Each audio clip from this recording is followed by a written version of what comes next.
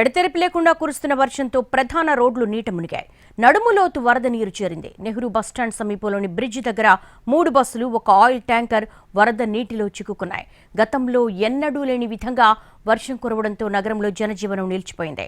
బెజవాడలో భారీ వర్షాలు, వరదలపై మరిన్ని వివరాలు మా ప్రతినిధి శ్రీకాంత్ అందిస్తారు.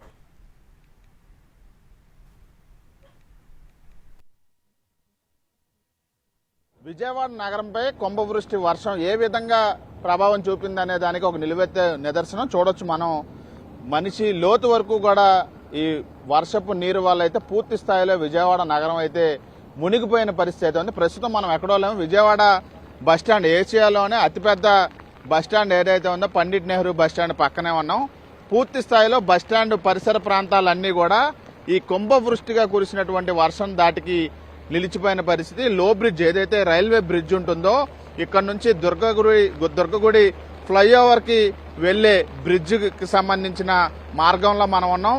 మనిషికి నడుము లోతు పైన వర్షపు నీరైతే ఈ లో బ్రిడ్జ్ దగ్గర నిలిచిపోయిన నేపథ్యంలో చూడొచ్చు మనం భారీ వాహనాలు, ఆర్టీసీ బస్సులు, లారీలు కూడా నిలిచిపోయిన విజువల్స్ కూడా మనం స్పష్టంగా చూడొచ్చు. పూర్తి స్థాయిలో రాకపోకలన్నీ కూడా స్తంభించిన పరిస్థితి. విజయవాడ నుంచి హైదరాబాద్ వెళ్లాలంటే దుర్గగుడి ఫ్లైఓవర్ మీద గానే విజయవాడ వాసులు కానీ వీళ్ళందరూ కూడా వెళ్తా ఉంటారు. కానీ ప్రస్తుతం ఈ లో బ్రిడ్జి దగ్గర పరిస్థితిని మనం చూస్తే నడుము లోతు పైన కూడా ఈ వర్షపు నీళ్ళు అయితే ఉదయం నుంచి కూడా నిలిచిపోయిన నేపథ్యంలో బస్సులు, లారీలు అన్ని కూడా ఇక్కడే నిలిచిపోయిన దారుణమైన పరిస్థితి అయితే విజయవాడ నగరం గతంలో ఒక 5-6 ఏళ్ల క్రితం వరకు ఎప్పుడు కూడా ఈ మధ్యకాలంలో ఇలా ఇంత భారీ వర్షం ఎప్పుడు కూడా చూడలేదనేది అయితే చెప్తుంది. నగరం అంతా కూడా స్తంభించిపోయిన నేపథ్యంలో మనం విజువల్స్ లో స్పష్టంగా చూడొచ్చు. ఆర్టీసీ బస్సులన్నీ కూడా ఈ నీట మునిగి నిలిచిపోయిన పరిస్థితుల నేపథ్యంలో డ్రైవర్లు కూడా వాటిని అక్కడే వదిలేసి వెళ్లిపోయారు. ఈ నేపథ్యంలో దుర్గగుడి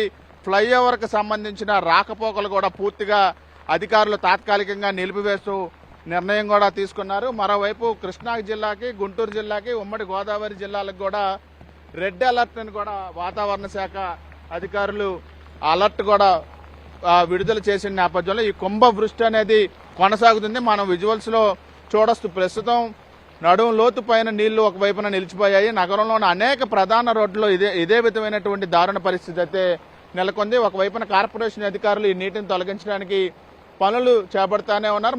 జాతీయ రహదారి మీద కూడా అటు కొండపల్లి వైపు కానీ ఇబ్రహీంపట్నం వైపు కూడా వర్షపు నీరు హైవే మీద ప్రవహిస్తున్న నేపథ్యంలో నగరంలోని అనేక రోడ్లు ఇదే విధమైన పరిస్థితి, నడుము లోతు పైన నీళ్లతో నీట మునిగిన నేపథ్యంలో వాహనాలు మొరాయిస్తూ కూడా బస్సులు, లారీలు కూడా నిలిచిపోయిన పరిస్థితి విజయవాడ నగరంలో కనబడుతుంది. ఈ కుంభవృష్టి తగ్గితే గానీ వరద నీరు, వర్షపు నీరు వెళ్తే గానీ రోడ్ల మీదకి మళ్లీ జనజీవనం మొదలయ్యే అవకాశాలు అయితే కనబడట్లేదు. కెమెరా పర్సన్ లక్ష్మణ్తో శ్రీకాంత్, విజయవాడ నుంచి.